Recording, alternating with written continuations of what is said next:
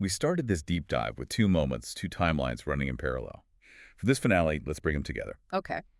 So the first scene, it's December 22nd, 1849, St. Petersburg. A young writer, Fyodor Dostoevsky, he's blindfolded, he's on a scaffold, the rifles are raised, he is waiting for the end. And then, at the last possible second, a messenger rides in. The execution is off. It was all a performance, staged by the Tsar. A cruel way to give him his life back. And now you jump forward 32 years. It's January 28th, 1881. The same man, now a famous author, is in his apartment very ill. A lung hemorrhage. Yeah. And he asks his wife, Anna, to read from the Gospel of Matthew, the parable of the prodigal son.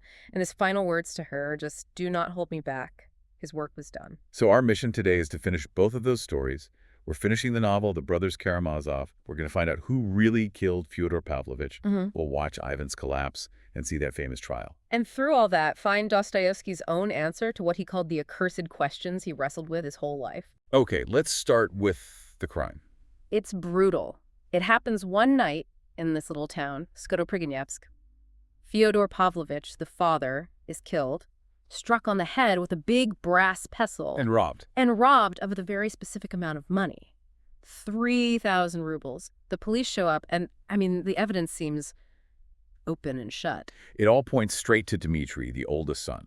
We know he was absolutely desperate for that exact amount, 3,000 rubles, to run away with Grushenka. He'd been seen near the house. He'd publicly threatened his father, multiple times. But when they arrest him, he doesn't even deny wanting to kill him. He swears he didn't do the physical act, but he says, I wanted to. Right, and that's the genius of the novel's structure, isn't it? Because as the reader, you know something the characters don't. You know Dmitri's guilty of the intent, the desire, but not the murder itself. The actual killer is Smerdyakov. The illegitimate fourth brother. The cook. The epileptic. The one nobody really pays attention to. Smerdyakov is this chilling echo chamber. Dmitri is all passion. Ivan is all intellect. Smerdyakov has neither. He's just a vacuum. A moral vacuum, yes. And he takes Ivan's very elegant, very abstract idea, the phrase, if God doesn't exist, everything is permitted. And he just does it. He just does it. With no irony, no complexity. He takes the philosophy and makes it brutally literal. And the most horrifying part is watching Ivan slowly realize his own guilt. That plays out in his 3 meetings with Smerdyakov after the murder, right? It does. Each meeting is like a layer being peeled back. Smerdyakov just slowly, methodically reveals Ivan's own complicity to him. By that 3rd meeting, Smerdyakov is completely in control. He tells Ivan that him leaving for Moscow, that was the signal. That was the green light. He says it outright. He tells him, "You wanted your father dead," and then he lands the final blow. You are the real murderer. I was only your instrument. Exactly. I was just your tool. And to make it absolutely psychologically devastating, he then gives Ivan the 3,000 rubles he stole. So Ivan is holding the proof. He's holding the proof. And then Smerdyakov just goes upstairs and hangs himself. Wait, so he confesses everything to the one person who could possibly clear Dmitri's name, and then kills himself. Sealing the truth away forever. He guarantees Dmitri will be convicted and ensures that Ivan will go mad. Because the mind just can't handle it. The abstract idea has led to real blood, and the intellect it breaks. It completely shatters. Ivan collapses into what the book calls a brain fever. But right before that final breakdown, he has this incredible reckoning. The devil. The devil comes to visit. But this isn't, the grand, majestic Satan you see in Western literature. Not at all. He's shabby. He's a middle-aged, sort of down on his luck Russian gentleman who complains about his rheumatism. He's annoying. He's a bore. And that's the whole point, isn't it? Dostoevsky is mocking Ivan's intellectual pride. Evil isn't some magnificent cosmic force. It's petty. It's banal. It's completely trivial. This devil even admits he'd rather be a rich merchant's wife, lighting candles in church, than the great spirit of negation. He makes evil seem pathetic. But even though he's pathetic, he knows everything. Every secret thought, every doubt Ivan has ever had. He's like an externalization of Ivan's own worst self. He's a perfect mirror, which is why Ivan finally screams at him, "You are myself, only with a different face." And the devil then springs this perfect philosophical trap on him. Yes, the ontological trap. He calls himself X in an indeterminate equation. And just think about what that means. If this shabby, complaining devil is real... Then Ivan's entire atheist worldview is wrong. The supernatural exists. Right. But if the devil is just a hallucination... Then Ivan is just insane. His mind is broken. Either way, he loses. His intellect, his reason, it's completely checkmated. And that's what causes the final collapse. The brain fever is the physical cost of an intellectual error. The conscience literally burns the body from the inside out. So Ivan's mind collapses. And the story immediately pivots to the trial, where the system of justice collapses too. This is probably the most famous courtroom scene in all of Russian literature. And if you look at the history, Dostoevsky is using this trial as a direct critique of Russia's 1864 judicial reforms. Which introduced things like jury trials, public proceedings. Western ideas. He was deeply suspicious of this secular adversarial system. He worried it would become all about performance and rhetoric, not about, actual moral truth. The courtroom becomes a stage, a duel of lawyers. Exactly. On one side, you have the prosecutor, Kirillovich. He basically puts the whole Karamazov family on trial. His argument is less about the brass pestle and more about psychology. The Karamazov sickness. Yes.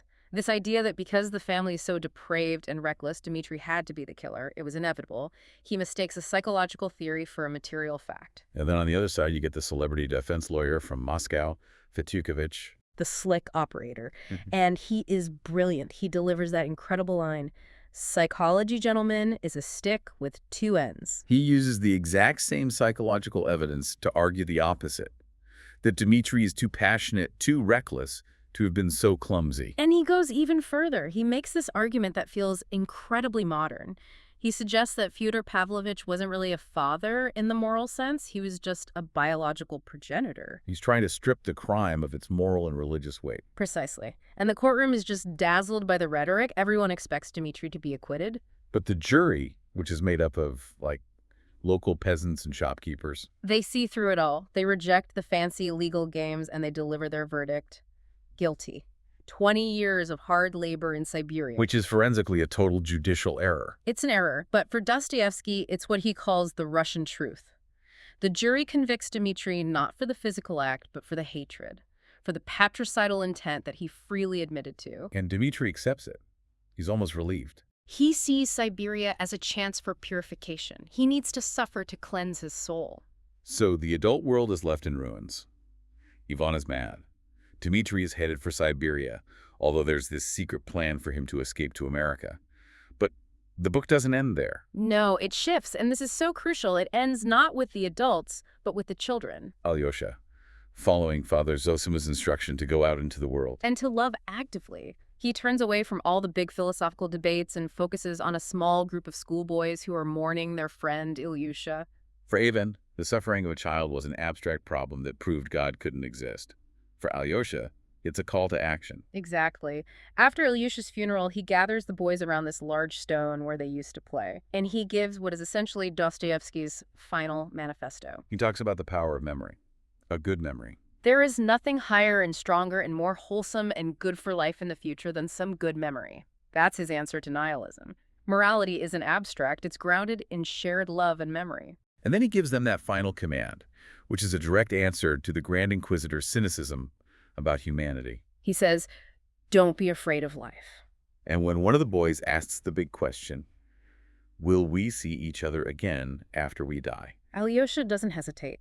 He gives an answer of pure faith.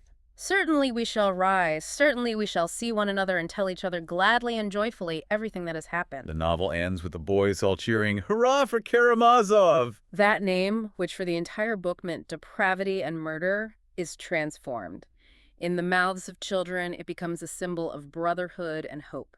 It's a perfect ending. Yeah. And yet it was supposed to be just the beginning. Right. We have to remember, this was meant to be book one of a much larger story, the life of a great sinner. And the sequel would have followed Alyosha into the revolutionary turmoil of the 1870s. Dostoevsky's notes suggest Alyosha would have fallen in with revolutionaries, maybe even contemplated regicide, the assassination of the Tsar, before finally coming back to his faith. An incredible story that we never got, because he died just a few months after Karamazov was published. The end came very quickly. January 28th, 1881. He asks his wife to hand him his New Testament, the same one he had with him in Siberia. And he asked her to open it at random.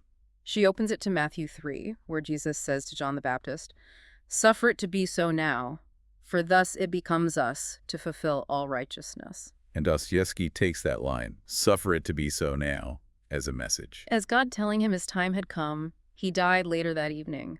A very quiet spiritual end after a life of such struggle. His funeral, though, was anything but quiet. It was a national event. Something like 30,000 people followed his coffin through St. Petersburg. Workers, students, priests. Even revolutionaries. Everyone came together. He was a figure who somehow transcended all the divisions in Russian society. And his literary legacy was immediate. Tolstoy, who never even met him, said Dostoevsky was the closest, dearest, and most necessary man to me. And later, you get Freud putting the Brothers Karamazov on the same level as Oedipus and Hamlet. You have thinkers like Bakhtin developing the whole theory of the polyphonic novel based on Dostoevsky's work. He took the trauma of that mock execution, that moment of death and rebirth, and spent 30 years turning it into this profound exploration of the human soul. He went into the darkest places, but he always left a path open toward the light. So he started this whole deep dive with that man on the scaffold who learned in that moment that life itself is a gift, a happiness. And he spent the rest of his life asking what we're supposed to do with that gift. And in the end, the answer he found wasn't in some grand philosophy. It wasn't in politics or in a courtroom victory. It was in something much smaller and much more powerful. Shared memory, shared compassion. Exactly. 32 years after the rifles were lowered and the blindfold removed, Dostoevsky completed his answer to that scaffold. Not a philosophy, not an argument, just this. Children at a gravestone, promising to remember.